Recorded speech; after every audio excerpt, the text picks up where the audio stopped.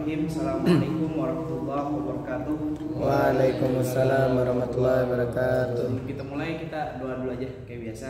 Karena kita hari ini nggak baca ratib, kita doa semoga apa yang kita pelajarin dinilai amal ibadah khususnya oleh Allah Subhanahu Wa Taala. Terus juga biar ilmunya diberkahkan, dimanfaatkan bagi kita semua. Walan yatanallahu innahu qulubana wa qalbana mal huda wa taqwa wal afaf wal ghina wal mauti ala dinil Islam wal iman bil mihnati wal imtihan bi haqqi sayyidina wal niyatna wa la kulli niyatin shalihah wa la hawla nabi mustafa rasulullah sallallahu alaihi wasallam. Al-Fatihah. A'udzu billahi minasyaitonir rajim. Bismillahirrahmanirrahim. Alhamdulillahirabbil alamin arrahmanir rahim maliki yaumiddin. Iyyaka na'budu wa iyyaka nasta'in ihdinas siratal mustaqim siratal ladzina an'amta 'alaihim ghairil maghdubi 'alaihim waladdallin. Ini akidatul awam ya. Sebelum kita mulai, ana bilang kita ucapkan syukurlah alhamdulillahirabbil alamin. Allahumma shalli ala sayyidina Muhammadin al-Fatih lima ughliqa wal khatim lima sabaq nasir al-haqqi bil haqqi wal hadi ila siratal mustaqim wa ala alihi wa sahbihi amin. Kapan terakhir kita ngaji kapan sih? Lama banget ya. Jadi anda juga agak agak kaku-kaku dikit nih.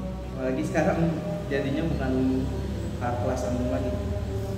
Sekarang nanti kita baca kitab Aqidatul Awam. Aqidatul Awam tuh jadi pengarangnya namanya Imam Ahmad Al-Marzuki Al-Maliki.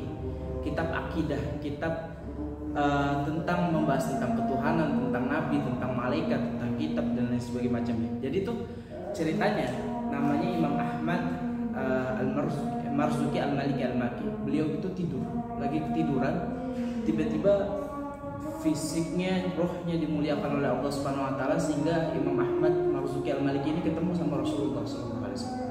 Begitu ketemu Rasul, sama Rasul didikte. Jadi itu tulisan yang abda'u bismillahirrahmanirrahim wa birrahim daimil ihsani sampai seterusnya sampai bawah sampai bait ke-26 ya, kalau nggak salah bait 26 itu dia didikte langsung sama Rasulullah. Jadi Rasulullah baca, ini si Imam Ahmad Al-Marzuki ini dengerin apa yang didiktekan Rasulullah. Akhirnya ketika bangun, ini Imam Ahmad Marzuki masih hafal apa yang tadi dibacakan oleh Rasulullah dari Abdul Bismillah sampai bait ke-26. Habis itu karena penghormatan yang besar kepada Rasulullah, akhirnya ditambahin nama Imam Ahmad Marzuki. Sisanya apa? Tambahannya tentang Rasulullah SAW. Pokoknya dari ayat lagi, dari nazm ke-26 ke bawah itu pembahasannya tentang Rasulullah. Siapa kakeknya Rasulullah, siapa ayahnya Rasulullah, kapan Rasulullah meninggal dan lain sebagainya macamnya. Jadi insyaallah manfaatnya kita belajar ini besar banget. Terus juga kenapa pakai tab ini bukan karena mentang-mentang sekarang udah bebas jadinya pakai tab gitu. Cuman karena emang nggak ada kitabnya. Jadi itu kemarin Ana sempat udah nyari kitabnya sama kitabnya di sini, cuman hard covernya nggak ada, maksudnya hard copy-nya nggak ada, yang berupa fisiknya tuh nggak ada. Anda cari, bahkan Anda nelfon sampai ke Kafikri, ini Kak Fikri ke kamu ya. Jadi itu dia di Mesir, cuman nggak ada kemarin. Udah, Bismillahirrahmanirrahim. Kita masuk ke bait pertama di situ. Di bait pertama dibilang abda'u bismillahirrahmanirrahim wa birrahimi daimil ihsani. Kalau bawa pulpen boleh dicoret juga. Yang pertama abda'u bismillahirrahmanirrahim. Ya, aku memulai, kata Imam Ahmad Al-Marzuki, aku memulai bismillah dengan nama Allah Subhanahu wa taala Ar-Rahman, yang mana Allah itu mempunyai sifat rahman. Wa birrahimi daimil ihsan, yang mana juga Allah Subhanahu wa taala itu adalah zat yang maha pemberi nikmat. Jadi Allah itu Subhanahu wa taala punya sifat rahim juga, yang mana itu diberikan nikmat itu kepada umat itu tiada putusnya. Jadi Allah itu di awal disebut punya beberapa sifat. Ya, Allah itu dikenal juga sebagai Rahman, kasih, terus juga Rahim, penyayang. Yang mana sayangnya ini, sifat kasih sayang Allah Subhanahu wa taala memberikan nikmat yang tiada putus bagi umatnya. Jadi kalau kita pikir-pikir, kita ini mendapatkan nikmat sebenarnya nggak ada putus. Bahkan dalam surat Ar-Rahman kita nggak asing, Allah bilang nikmat Tuhan mana yang kita mau dustain? Artinya semua nikmat udah Allah berikan. cara kita tahu nikmat itu besar apa enggak bagi kita itu gampang. Misalnya kita punya 10 jari, kita mungkin kadang-kadang nggak merasa ini nikmat dari Allah, kadang-kadang kita lupain ini 5 jari ini. Tapi andai kata Allah ambil aja 3 jari dari kita, kira-kira kita udah merasa kesulitan belum? Ketika merasa kesulitan itu, ketika kita merasa susah dalam itu, baru kita tahu 3 nikmat yang besar ini. Ini awas ada kabel. Jadi taunya nikmat itu kalau misalnya Allah cabut nikmatnya baru berasa besar. Kayak misalnya dulu kalau nggak salah, emang sering bahas ini juga ya, di masa-masa pandemi kayak sekarang. Dulu masa pandemi masih ketat-ketatnya, itu orang mau kumpul susah. Padahal zaman dulu itu kumpul bukan nikmat yang begitu luar biasa, tapi zaman sekarang kumpul itu nikmat yang luar biasa. Ya, ketika zaman-zaman corona, orang pengen ngumpul aja harus ngumpet-ngumpet, pengen ngumpul harus rahasia-rahasia. Ya. Tapi padahal dulu itu ngumpul itu tidak dianggap sebagai nikmat. Karena apa? Karena belum dicabut sama Allah. Ya, sama tuh kayak jari pendengaran kita kadang suka anggap enteng ini nikmat. Tapi padahal kalau Allah cabut pendengarannya, nanti kita baru berasa, oh ternyata itu adalah nikmat yang besar yang Allah kasih. Dan kalau cabut, kehidupan kita akan jadi susah banget. Nah, sekarang Anda baca syarah kitabnya, penjelasan kitabnya. Dikatakan di situ saya si musonif kitabnya, si pengarang daripada kitab Nazm Aqidatul Awam ini, yaitu Syekh Ahmad Al-Marzuki Al-Maliki. Beliau memulai kitab ini, jadi beliau sebelum nulis kitab ini menyebut atau membawa nama Allah, yaitu Ar-Rahman dan juga Ar-Rahim. Yang mana Allah Subhanahu wa taala yang memiliki sifat Rahman Rahim itu memberikan nikmat daripada keagungan-keagungan Allah. Jadi karena Allah sangat agung, Allah memberikan nikmatnya itu kepada manusia nggak tanggung-tanggung.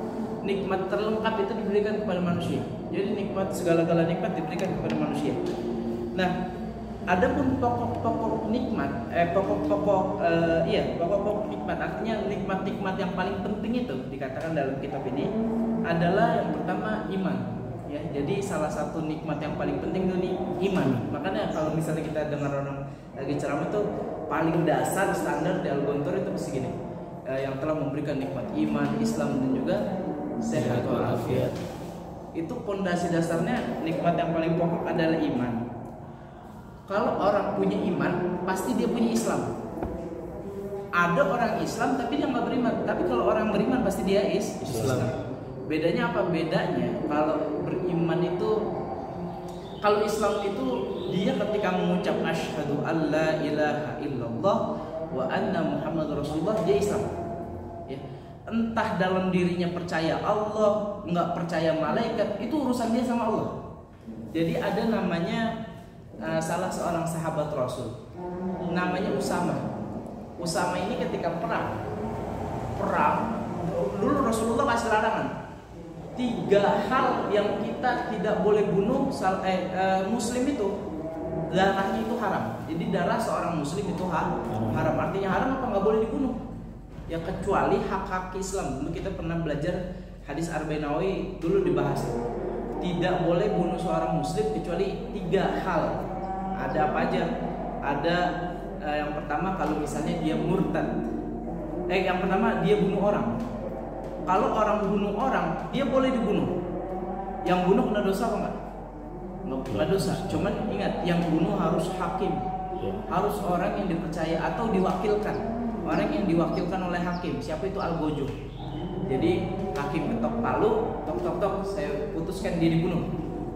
Nah itu boleh orang dihukum. Jadi orang tuh kalau di Mekah itu, di Arab ada masjid namanya Kisos, Masjid Al-Kisos. Di sana itu setiap hari Jumat pasti ada orang yang dikisos. Jadi orang ngantri pada melihat orang, ada yang dibunuh, ada yang dipotong tangannya.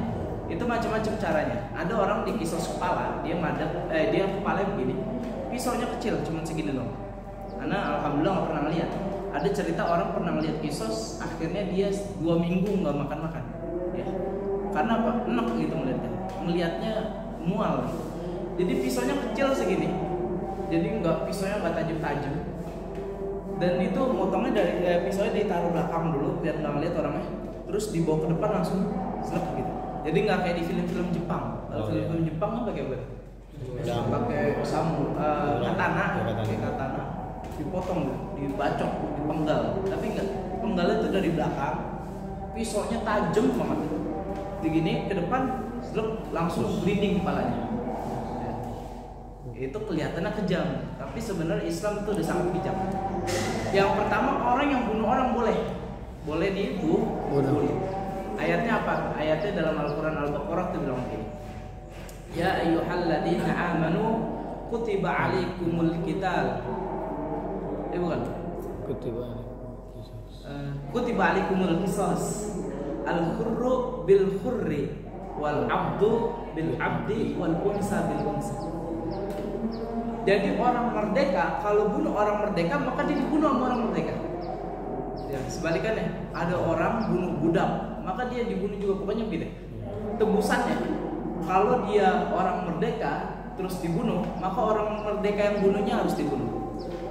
Kalau ada seorang budak bunuh seorang budak, maka budak yang bunuh harus dibunuh. Paham nggak? Jadi al-hurru bil hurru, maksudnya ditebusnya sama, nyawa sama nyawa lah istilahnya gitu. Nyawa harta, karena terangin yang punya. Jadi gitu, harta nyawa. Nah tapi kalau misalnya keluarganya mengikhlaskan, misalnya udah habis hakim ketok palu, sampailah detik itu waktunya pelakunya dikisas, dihukum mati. Begitu udah siap, algojonya siap, dia udah diikat. Terus hakim nanya lagi sama keluarganya harus nonton, harus melihat, karena mastiin kalau dia memang benar-benar udah mati gitu. Keluarga ditanya, kamu mau ikhlasin apa enggak? Kalau mau ikhlasin orang bebas, cuman paling nanti ada dam, mungkin didenda, mungkin disangsi, entah anak nggak tahu. Cuman ditanya keluarganya ikhlas apa enggak? Kalau keluarganya ikhlas, ini orang nggak jadi dipenggal. Tapi kalau kata keluarganya enggak, saya masih nggak ikhlas, enggak. Penggalnya begitu, dari belakang maju ke depan, berlinding, langsung sujud orangnya biasanya. Itu yang pertama. Tadi orang itu nggak boleh dibunuh. Seorang muslim itu darahnya haram, nggak boleh dibunuh kecuali tadi pertama dia pembunuh. Yang kedua ada seorang suami atau istri, ya, artinya suami atau istri berarti udah nikah kan, udah nikah tapi belum cerai kemudian dia berzina, maka dia halal dibunuh. Ya, tentu ya balik lagi yang membunuh harus hakim ataupun algojo yang diwakilkan. Jadi gini, kalau ada pemuda biasa belum nikah, masih jomblo, dia zina, itu haknya yang setahuannya dicambuk, didera itu 100 kali, dicambuk 100 kali, dan itu cambukannya bukan cambukan biasa kayak langsung dicambuk pakai sejadah, atau di Aceh itu cambuk pakai rotan ya kan. Tapi di sana cambuknya pakai pecut. Dari itu ada dulu sempat ngeliat video itu cuman sekitar 6 kali pecutan itu udah berdarah, kayak kecabik-cabik juga. Dan itu dulu kalau nggak salah ngeliat waktu itu video tentang orang minum khamar, cambuk 20 kali cambukan, tangannya diikat di tiang dua-duanya, terus dia pakai sarung digesperin, cuman pantatnya bolong, ditonton orang banyak. Nah itu algojonya cambuk gitu di pantatnya, pertama garis, 2 garis, terus lama-lama berdarah, stek. Itu 2 minggu BAB-nya susah. Nah itu gara-gara minum khamar 20 kali cambukan. Tapi kalau ada pemuda dia zina, maka dia nggak dihukum mati, tapi dia dihukum cambuk. Tapi kalau ternyata dihukum cambuk itu mati, itu udah takdirnya. Seperti siapa? Ada tahu? Anaknya Sayyidina Umar Ibn Khattab. Sayyidina Umar Ibn Khattab orang mulia. Tapi ketika anaknya melakukan zina, dia nggak pandang bulu, nggak bilang, "Wah ini anak saya." Ada akhir-akhir ini, maaf, ada kasus di satu pondok pesantren, ada anak kiai, ada tuduhan zina, kemudian sama kiainya dilindungi. Padahal harusnya, ini kita bukan mengajarkan, tapi kita mengambil baiknya. Harusnya yaudah kita proses secara hukum, andai kata itu fitnah, ya kita buktikan kalau itu fitnah, benar ya? Tapi kalau misalnya kalau misalnya fitnah, kita buktikan dan orang yang tuduh itu bisa dituntut balik, hukumannya dia berat. Tapi kalau misalnya itu benar terjadi ya anaknya mau nggak mau harus dibawa. Tapi Sayyidina Umar begitu. Sayyidina Umar tanpa pandang bulu. Ada perempuan lapor habis dizinahin sama anaknya.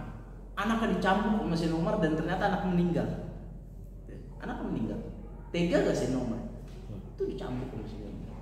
Tapi itulah hukum Islam. Ya, hukum Islam itu. Sampai kata Rasulullah SAW. Rasulullah tuh bilang, wallahi demi Allah kata Rasulullah, andai kata Fatimah mencuri, tangannya saya akan potong. Tapi alhamdulillah Fatimah orangnya baik ya, anak Rasulullah SAW yang mulia dan menghasilkan akhirnya sekarang keturunan-keturunannya itu menjadi ulama-ulama penerus dakwahnya Rasulullah SAW. Dan tidak perlu menjadi keturunan Rasul untuk meneruskan dakwah Rasul. Kita pun punya kewajiban. Ya, ingat, Anda sering bilang kalau masalah itu, balighu anni walau ayah. Dalam ayat lain, balighu anni walau murad. Sampaikan dariku walaupun seayat, walaupun sekali, itu harus disampaikan.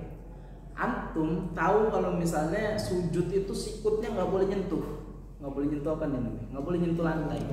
Tapi antum lihat ada orang sujud nyentuh lantai dan kita tahu kalau dia sepemahaman sama kita, maka kita bilangin, oh ente sujud tadi salah. Kecuali kalau misalnya ente sholat di Mekah. Sholat di Mekah ada mazhab Maliki, Hanafi, ada sholat di Mekah tangannya begini. Tangannya nggak selengkap. Kalau kita bilang selengkap ya, nyandar. Tapi tangannya begini, ente omelin, oh, Pak, Anda salah Pak. Oh, ente yang diceramahin nanti. Ya.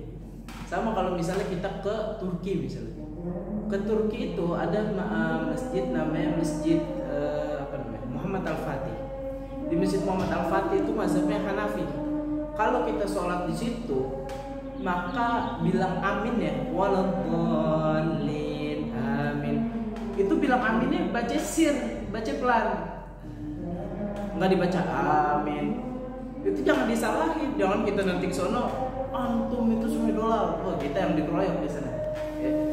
Jadi dan kita harus bijak menyikapi perbedaan. Kalau misalnya kita di Indonesia kebanyakan mazhabnya Syafi'i, kalau kita mau mazhab Hanafi, Maliki, Hambali boleh apa enggak? Boleh apa enggak? Kita mazhab Indonesia mayoritas Syafi'i, tapi kita pengen nih, wah saya pengennya Maliki aja Ustaz, kira-kira boleh apa? Boleh apa enggak? Boleh banget. Tapi jangan sekali-kali mazhab Maliki masuk ke masjidnya mazhab Syafi'i nyebar. Oh ini sholatnya salah nih, sholat yang benar begini. Ya. Alhamdulillah min. Semoga kita semua diberi pemahaman oleh Allah SWT sebaik-baiknya pemahaman.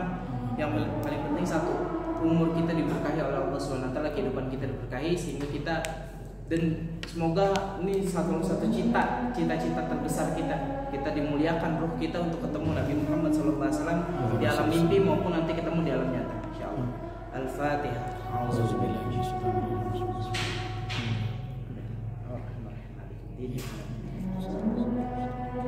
Nuridu ila islahi mustata'tu wallahu muwaffiq ila aqwamit. Assalamualaikum warahmatullahi wabarakatuh. Ada yang mau ditanya? Enggak apa-apa sambil bertanya. Kalau nggak ada tutup. Itu boleh dimatiin aja.